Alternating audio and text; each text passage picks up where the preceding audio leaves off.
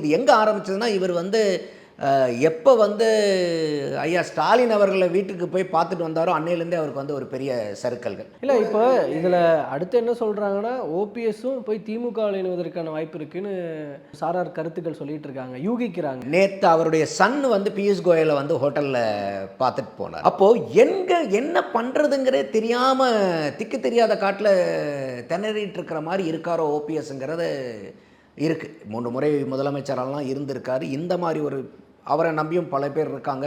அப்போ அவர்கிட்ட இருந்த ஆட்கள் இன்னைக்கு வைத்தியலிங்கம் அவர்கள் அவருடைய ரைட் ஹேண்ட் துணை ஒருங்கிணைப்பாளர். அவர் அந்த குழு அவர் வந்து நீங்கள் உங்கள் மேலே நம்பிக்கை இல்லைன்னு அவர் வந்து இன்னைக்கு திமுகவுக்கு போகிறாரு அப்படின்னாக்கா எந்த மாதிரி நம்பிக்கையை நீங்கள் உங்கள் கூட வலதுகரமாக இருந்தவருக்கே உங்களால் நம்பிக்கை கொடுக்க முடியலன்னா இது வந்து அந்த கூட இருக்கக்கூடிய மற்ற நபர்களுக்கு என்ன மாதிரி நம்பிக்கையை கொடுக்கும். அப்போ இதுவும் அதிமுகவுக்கு பெருத்த சாதகமாக மாறும். அங்கே கூட இருக்கிறவங்க பூராமே என்னப்பா இவரை நம்பி வந்தோம் இப்படி ஆகி போச்சு கட்சியில் எங்கே இருக்கீங்க திமுக. ஏன்னா நான் ஏற்கனவே சொன்ன மாதிரி மேலே இருக்கிற ஆளுங்க கட்சி மாறுவாங்க. கீழே இருக்கிற தொண்டர்கள் வந்து ரெட்டாலைக்கு குத்துனவங்க வந்து உடனே போய் திமுகவுக்கு குத்த முடியுமானா அவ்வளோ சீக்கிரம் மாறாது. அப்போ அவங்களாம் என்ன பண்ணுவாங்க, இனிமேல் வந்து ஐயாவை நம்பி பிரயோஜனம் இல்லை, பேசாமல் நம்ம வந்து அம்மாவனுடைய ஆட்சி திரும்பி வர்றதுக்கு எடப்பாடியார் அவர்கள் தலைமையில் இருக்க அதிமுக என்டிஏ கூட்டணிக்கு நம்ம வாக்கு செலுத்திட்டு போயிடலாம். ஸோ அதிருப்தியாக இபிஎஸ் மேலே அதிருப்தியாக இருந்தவர்கள் எல்லாம் இப்போ திரும்பவும் இபிஎஸ் கிட்டே போய் சேர்ந்துருவாங்க.